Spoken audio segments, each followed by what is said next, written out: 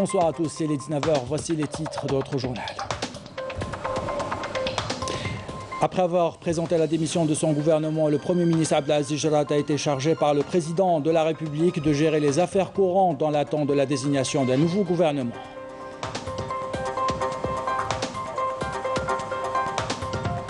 Le président de la République engagera à partir de samedi des consultations politiques avec les dirigeants des partis politiques et les représentants des indépendants vainqueurs aux législatives du 12 juin 2021.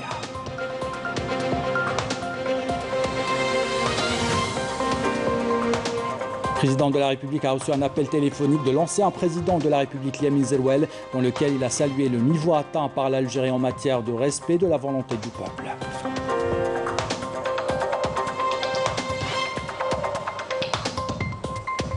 Au deuxième jour de la 9e conférence internationale sur la sécurité, le général de corps d'armée Saïd Chengriha, chef d'état-major de l'armée nationale populaire, a rappelé l'importance de créer un climat de sécurité dans la région du Sahel et à appliquer les résolutions onusiennes au Sahara occidental.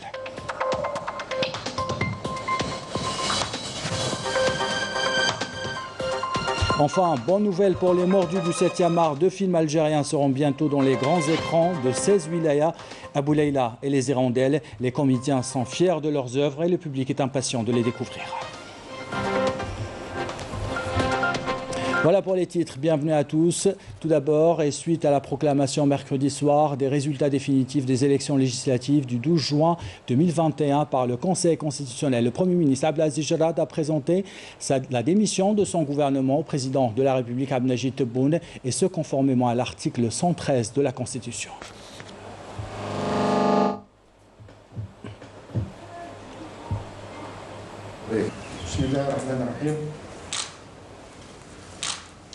سيد رئيس الجمهورية، قائد أعلى للقوات المسلحة ووزير الدفاع الوطني، يشرفني عملا بأحكام المادة 113 من الدستور أن أقدم إليكم سيد رئيس الجمهورية استقالتي من منصبي كوزير أول واستقالة أعضاء الحكومة.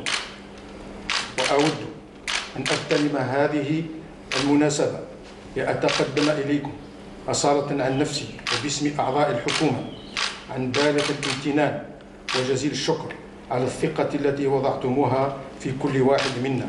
كما لا يفوتني أن أؤكد لكم تمام مساندتي ودعمي الكامل للمسعى الذي تقومون به من أجل تجسيد برنامجكم الطموح الواعد لبناء الجزائر الجديدة. وإذ أعبر لكم مرة أخرى عن جزيل شكري وعميق امتناني، تفضل السيد رئيس الجمهورية القائد الأعلى للقوات المسلحة ووزير الدفاع الوطني بقبول فائق عبارات التقدير وأسمى آيات الاحترام. تحيا الجزائر والسلام عليكم ورحمة الله.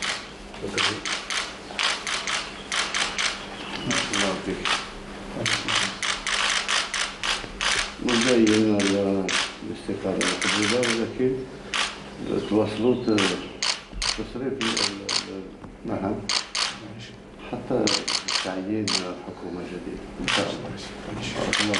شاكر لكم الجهود اللي درتوها قمت بها الحكومة في ظروف صعبة. الحكومة راني عارف باللي تلاقات ظروف صعبة، أولها الجائحة. شاكر لكم شخصيا والحكومة. لهم تحياتي. شكرا سيدي. Et selon un communiqué de la présidence de la République, le président de la République engagera à partir de samedi 26 juin, en prévision de la formation du nouveau gouvernement, des consultations politiques avec les dirigeants des partis politiques et les représentants des indépendants vainqueurs aux élections à la députation de l'Assemblée populaire nationale, selon l'ordre des résultats définitifs annoncé par le Conseil constitutionnel. Le président de la République a reçu ce matin un appel téléphonique de son frère, l'ancien président de la République, Yamin Zerouel, dans lequel il a salué le niveau atteint par l'Algérie en matière de respect de la volonté du peuple par le choix de ses représentants au sein de l'Assemblée populaire nationale. Ce qui est de nature à accélérer la restitution de la confiance perdue entre le citoyen et le pouvoir en dépit de l'abstention enregistrée. Les résultats officiels des élections législatives du 12 juin ont été rendus hier par le président du Conseil constitutionnel Kamel Fenich. On vous invite à découvrir la nouvelle configuration de l'Assemblée populaire nationale. Commentaire signé Amel Bouakba. Les résultats définitifs des élections législatives du 12 juin 2021 annoncés par le Conseil constitutionnel confirment ainsi la victoire du FLN qui reste toujours en tête avec 98 sièges malgré la perte de 7 sièges alors que les indépendants, toujours en deuxième position, gagne 6 sièges, passant ainsi de 78 à 84 sièges. Le MSP arrive à la 3e place et gagne un seul siège, passant de 64 à 65 sièges. Il en est de même pour le RND qui se maintient à la 4e position, gagnant un seul siège avec un total de 58 sièges. Pour sa part, le Front Al-Moustaqbel garde le même nombre de sièges, à savoir 48, alors que le mouvement El-Bina en perd un seul, obtenant ainsi 39 à l'APN. Le parti de la Voix du Peuple garde également le nombre de sièges annoncés lors des résultats préliminaires de l'ANI, avec 3 sièges. Le parti de la Liberté et la Justice, 2 sièges. Le parti de la Justice et le Développement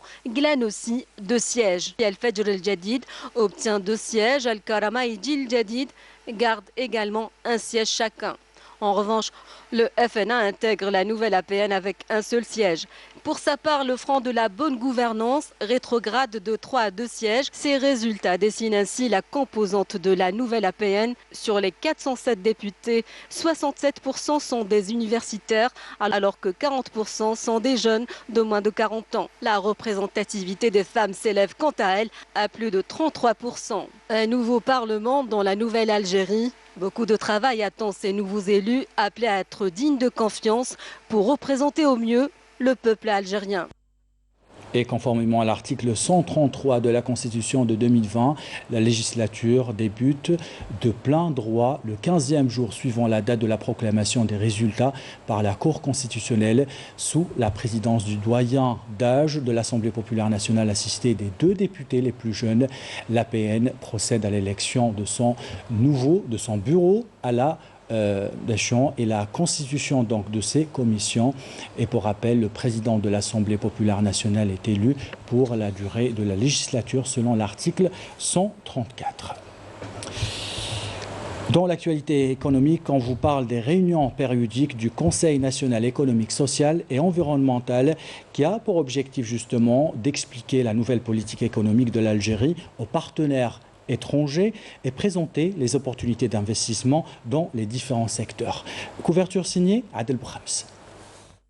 Avec une chute de 19% des investissements étrangers directs, soit plus de 300 millions de dollars en 2020, l'Algérie a été contrainte une nouvelle fois à revoir sa politique qui vise à promouvoir les investissements étrangers en supprimant la règle 49-51.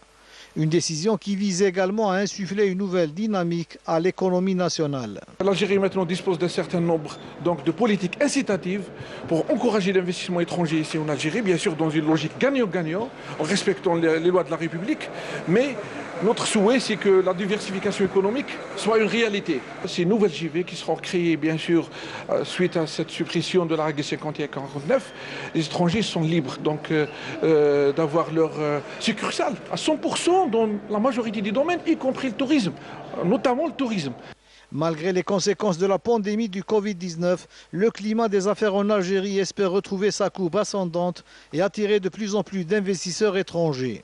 Cette suppression, les entreprises allemandes l'ont attendue longuement et maintenant on est en train de dialoguer avec les autorités algériennes comment avancer un vrai investissement allemand en Algérie, notamment dans les secteurs de l'industrie pharmaceutique, de l'industrie mécanique et aussi des énergies renouvelables. Il faut dire aussi que la suppression de la règle 49-51 n'est qu'une mesure parmi tant d'autres à même de booster les investissements étrangers en Algérie. Oui, la règle de 49-51, c'était vraiment une contrainte avant, mais nous espérons vraiment investir ici, par exemple dans le domaine des énergies renouvelables, dans le domaine par exemple, dans le futur, hydrogène vert, l'ammoniac bleu, etc., etc.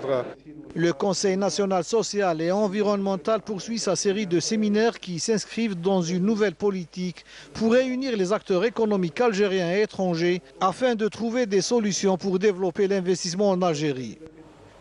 Et direction maintenant le port d'Alger à la découverte de l'Institut national supérieur de pêche et d'aquaculture. Les futurs professionnels sont formés sur place, vous allez le voir, pour occuper les postes qui répondent aux besoins du marché algérien. Reportage signé Saïda Mayouf.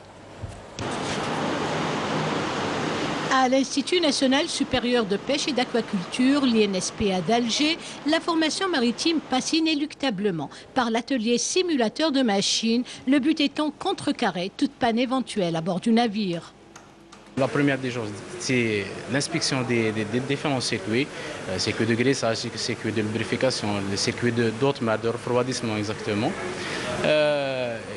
Et deux, si ça nécessite un changement de quelques pièces, on fait le changement de ces pièces. L'INSPA s'attelle également à l'amélioration du niveau des professionnels ainsi qu'à l'actualisation de toute information relative au vaste domaine de la navigation maritime. Dans la salle de simulation, on leur apprend comment manipuler les appareils de détection, comme le sonar et le sondeur, et en plus de ça, comment régler et faire l'interprétation des échos dans le radar, c'est pour la sécurité. En plus de ça, on prépare des exercices pour faire la simulation d'une pêche réelle. On a chauffé le matériel, on a le sonar, on a le sondeur, on a la carte, on a le GPS, on a دوما سمعنا نتعلموهم عفسه جديده علينا ونتفورماو. Le laboratoire de biologie et d'aquaculture plonge les stagiaires dans le cycle de vie de la ressource halieutique. Le premier compartiment, c'est l'identification et la classification des espèces aquatiques. Par le biais des sorties sur terrain, sur site, au niveau du navire ou bien des poissonneries, des plages, on ramène des échantillons biologiques qu'on doit classer avec nos stagiaires par le biais des fiches FAO. Voilà, après avoir reconnu l'espèce, on procède à l'issue de sa biologie. Mensuration, pesée, dissection, étude du muscle, squelette, l'âge du poisson. Après, on peut faire de l'aquaculture. L'aquaculture, c'est l'élevage de tout ce qui vit dans l'eau. Ce cours-là, c'est l'étude de quelques parasites de poissons.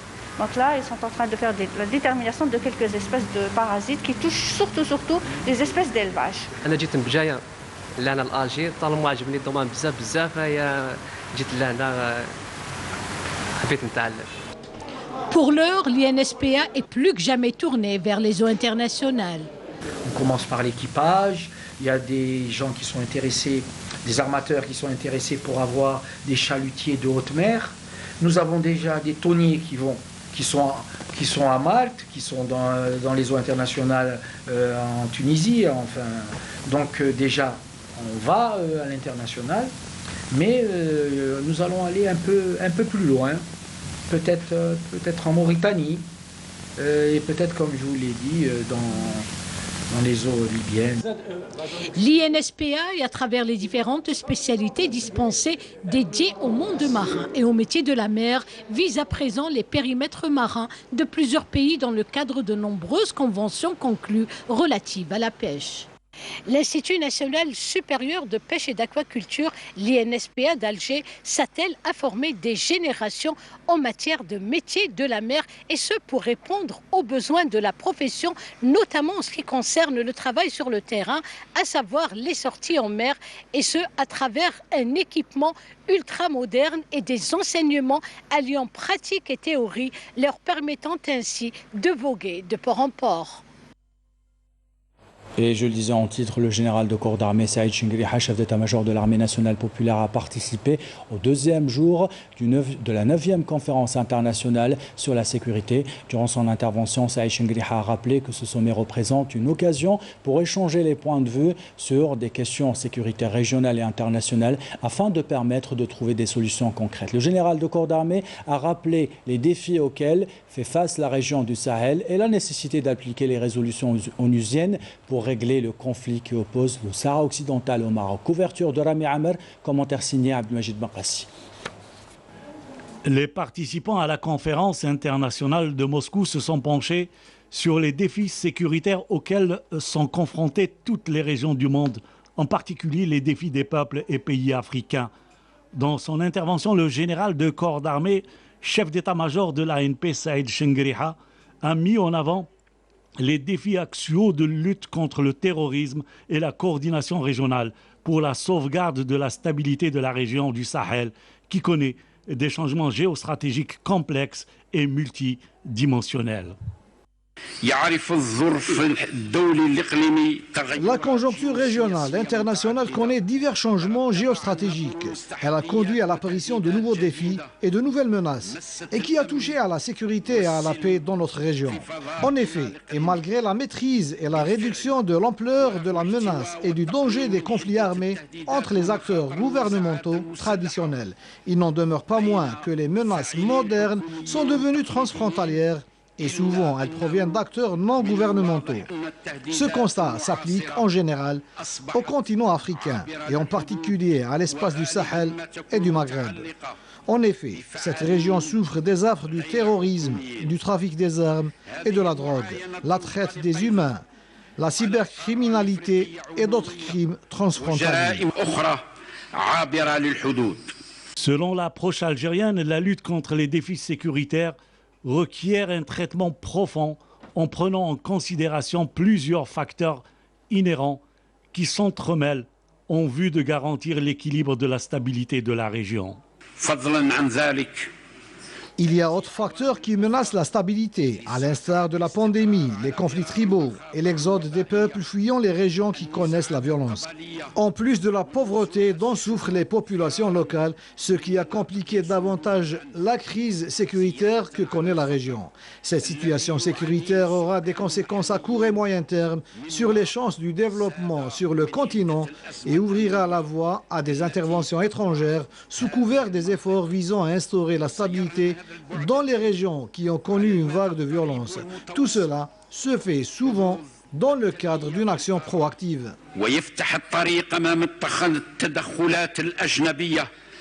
Le Sahara occidental, la dernière colonie en Afrique, reste l'autre question qui doit être réglée et doit trouver une solution urgente conformément aux résolutions des Nations Unies et des textes constitutifs de l'Union africaine.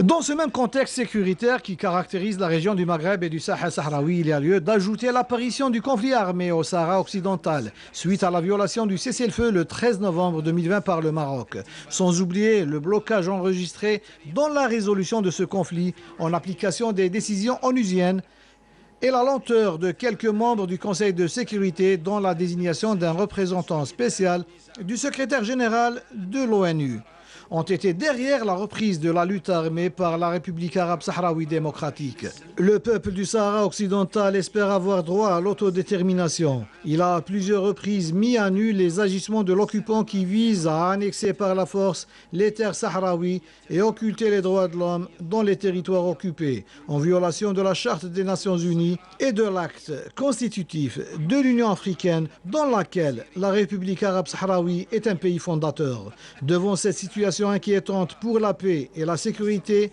la communauté internationale est appelée à assumer ses responsabilités en respectant les résolutions onusiennes dans la solution de cette crise. Au terme de son intervention, le général de corps d'armée, chef d'état-major de l'ANP, Saïd Chengueriha, a rappelé que l'Algérie, à partir de sa position géostratégique, est disposée à œuvrer avec ses partenaires pour faire face aux défis sécuritaires et tirer profit des expertises efficaces communes. Partant de ces constats, il est très important aujourd'hui de converger les efforts et adopter des positions communes devant ces défis pour assurer la stabilité, la sécurité et la prospérité dans la région. Nous sommes tenus également de lutter sans merci contre la menace terroriste et le crime transfrontalier, notamment le trafic de drogue et le renforcement de la bonne gouvernance et les missions institutionnelles des États, afin de promouvoir la sécurité, la paix et le développement. Retour en Algérie pour faire le point sur la situation sanitaire. 354 nouveaux cas confirmés de coronavirus, 268 guérisons et 9 décès ont été enregistrés ces dernières 24 heures selon le ministère de la Santé. Qu'en est-il maintenant du suivi réservé aux personnes qui ont contracté le coronavirus? Le ministère de la Santé a élaboré un guide de prise en charge post-Covid-19, principalement à ceux qui interviennent dans la prise en charge et l'orientation des patients qui présentent donc des symptômes prolongés suite à l'atteinte par ce virus. Les détails avec Rima Hamari. Tout le monde ne réagit pas de la même manière face à la Covid-19. C'est pour cela que le ministère de la Santé, de la Population et de la Réforme hospitalière a élaboré un guide de prise en charge post-Covid-19 à l'usage des personnels de la santé pour l'orientation des patients qui présentent des symptômes prolongés suite à une atteinte par ce virus. Nous conseillons nos qui avaient contracté le virus ou qu'ils ont eu les symptômes de prendre contact avec nous dans le but de pouvoir étudier et comprendre cette maladie et ainsi nous pourrons les traiter mais aussi les prendre en charge. Ce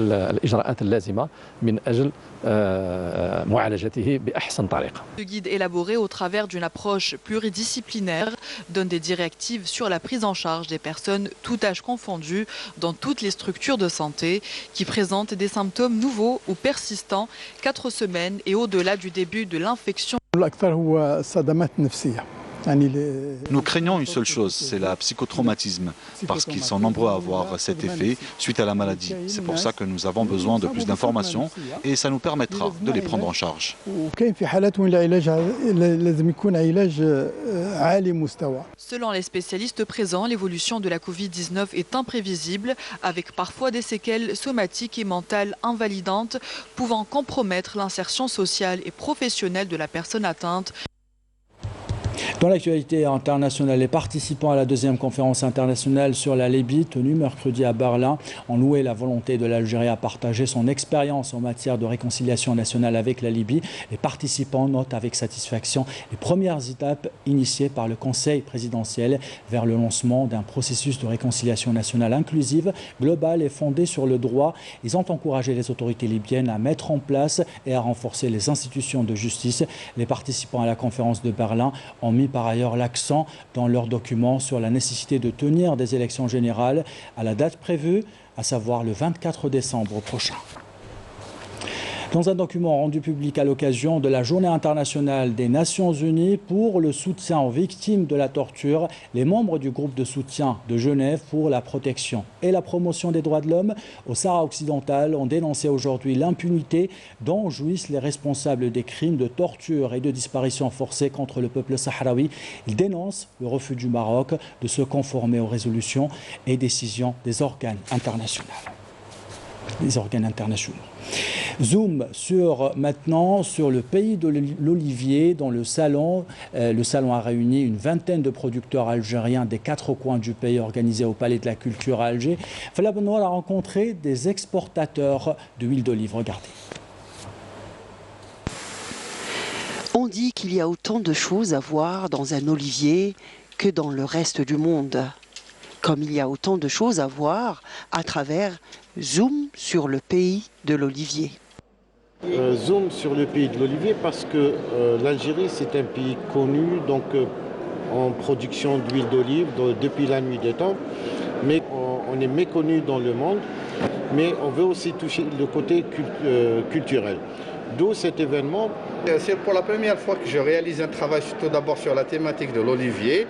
J'ai déjà travaillé sur les lieux de mémoire où j'ai essayé de superposer des images de personnes qui nous racontent, qui nous révèlent la face cachée des lieux de mémoire. Cette technique, il y a la photographie, il y a la photographie et l'infographie. J'essaie de superposer, de juxtaposer des images de personnel sur des graphismes. En tant que graphiste, il y a aussi l'aspect graphique qui m'intéresse. L'événement est aussi l'occasion de découvrir les meilleurs producteurs d'huile d'olive en Algérie et même au-delà des frontières. Ceux qui sont médaillés dans le concours appelé qu'on organise déjà, ou bien médaillés dans différents concours à l'international, sachant que cette année, on a eu 15 médailles à l'international. Ça a permis déjà de faire connaître le produit, d'évaluer sa qualité par des jurys de dégustation spécialisés. Alhamdoulilah, le retour qu'on a eu des concours Hado, c'est positif. On a eu beaucoup à apprendre avec eux. Le Bérien, Même à l'étranger, il n'y avait pas de livre d'olive. Maintenant, quand ça commence un petit peu, on a eu des médailles d'or quand même. On aurait bien pu doubler le chiffre facilement, vu le potentiel qui existe et les gens qui travaillent pour la qualité. Il nous faut l'aide de l'État. Si on a l'aide de l'État, on peut aller très loin. Moi, j'en suis sûr. Un accompagnement essentiel pour les producteurs si on veut aller vers l'exportation. Moi, je suis à l'étranger, je suis à Paris et à Lyon, j'ai un magasin aussi à Alicante. Il y a un marché énorme. Par exemple, l'Afrique est vide. On pourra rentrer par force à l'Afrique. Mais on n'a aucun renseignement. On peut fabriquer les bouteilles ici. Toutes les parties intéressées sont impliquées dans le développement, y compris les pouvoirs publics. Il y a un effort qui a été fait et encore des programmes de développement. Il y a une marge de travail énorme à faire aussi. Parler de la qualité de l'huile d'olive, il faut le dire entre nous. C'est récent. On s'excuse pour ce problème technique, on découvrira ce sujet demain. Et l'été est déjà là, comme vous le savez, certains d'entre vous sont déjà à la recherche d'une offre intéressante pour passer quelques jours en bord de mer. À Mostaganem, la saison estivale a débuté. Sur place, on se prépare à accueillir les touristes dans le respect des mesures de prévention sanitaire. Commentaire de Bouchra Bouali. Connu pour son grand littoral et ses belles plages, Mostaganem, ou la perle de la Méditerranée comme on la surnomme, se prépare à accueillir les estivants dans les meilleures conditions. Cette préparation a nécessité une enveloppe financière de 7 millions de dinars consacrée à l'acquisition d'équipements sanitaires et de sécurité, aux travaux d'aménagement et à la prise en charge des agents saisonniers dont le nombre dépasse cette année les 1000.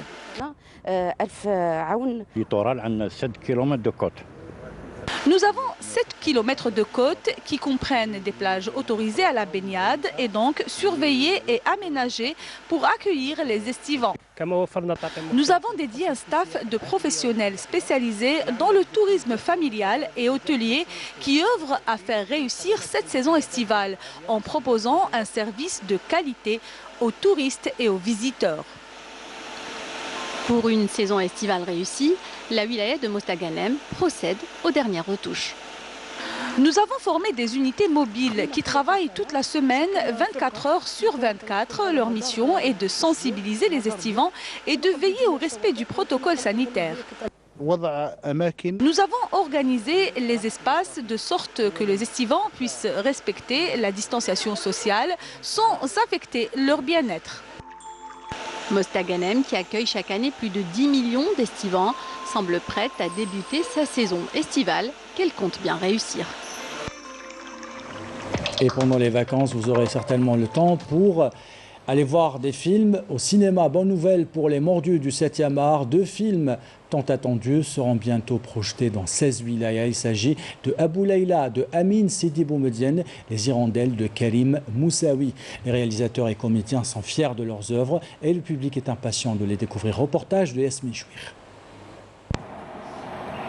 Bonne nouvelle pour les cinéphiles algériens. Les sorties de films nationaux continuent, avec cette semaine 2 nouvelles œuvres et non des moindres. En attendant, Les Hirondelles de Karim Moussaoui et Abou Leila de Amin Sidi Boumediene. Cette campagne a commencé depuis le 15 mars 2021. Donc, plusieurs films ont été en sortie et à partir du 24, nous aurons 2 films qui seront en sortie sur 16 wilayas, donc sur 24 écrans. Donc des films qui ont été produits durant l'année 2020-2021, mais aussi d'autres films qui ont été produits durant les années précédentes. Abou Leila, ce premier long métrage du talentueux réalisateur Amin Sidi Boumediene lui a pris 10 ans de travail, d'écriture, de développement, de production, 10 ans de fabrication au bout desquels l'œuvre est consacrée, notamment au Festival de Cannes. Elle arrive aujourd'hui aux yeux du grand public algérien. Le but de faire des films en Algérie, c'est que le public algérien rencontre et puisse voir ces films-là. Et nous, on est très très fiers aujourd'hui que le film puisse enfin sortir. Voilà. Et il a été retardé à cause de la situation sanitaire. Il devait sortir l'année dernière. Aujourd'hui, la situation s'est améliorée et on peut enfin présenter ce film au public et on en est très très heureux. Enfin, le film rencontre le public algérien, son public naturel comme aurait dit le réalisateur. Et donc c'est superbe. On est très très heureux que le film tourne, que les gens puissent le voir. On est très heureux. Donc c'est beaucoup de joie, ouais. Tous nos produits doivent c'est-à-dire être vus et que le public découvre ce cinéma qui n'a peut-être, je dirais, il y a plein de productions que le public n'a jamais vues. Algérie, 1994. S et Lotfi, deux amis d'enfance, traversent le désert à la recherche d'Abou Leila, un dangereux criminel. La quête semble absurde dans l'immensité du Sahara, mais S, dont la santé mentale est vacillante, est convaincu d'y trouver Abou Leila. Lotfi, lui, n'a qu'une idée en tête, éloigner S de la capitale. C'est en s'enfonçant dans le désert qu'ils vont se confronter à leur propre violence. Le film il est magnifique. وتري بو جامي شغل ما عندي بزاف ما شفتش لي فيلم هكايا يهضروا على الواقع تاع الجزائر القديمه واش نقول بون كوراج بور توت ليكيب تاع ابو ليلى. À l'instar du film Héliopolis de Jafar Gassem, Abou Leila, avec son équipe, fera le tour des villes algériennes au plus grand plaisir des amateurs du grand écran. Et ainsi va l'actualité, c'est la fin de ce journal. L'équipe de la rédaction qui l'a préparé, l'équipe technique qui l'a réalisé, vous remercie de l'avoir suivi. Merci pour votre fidélité, belle soirée.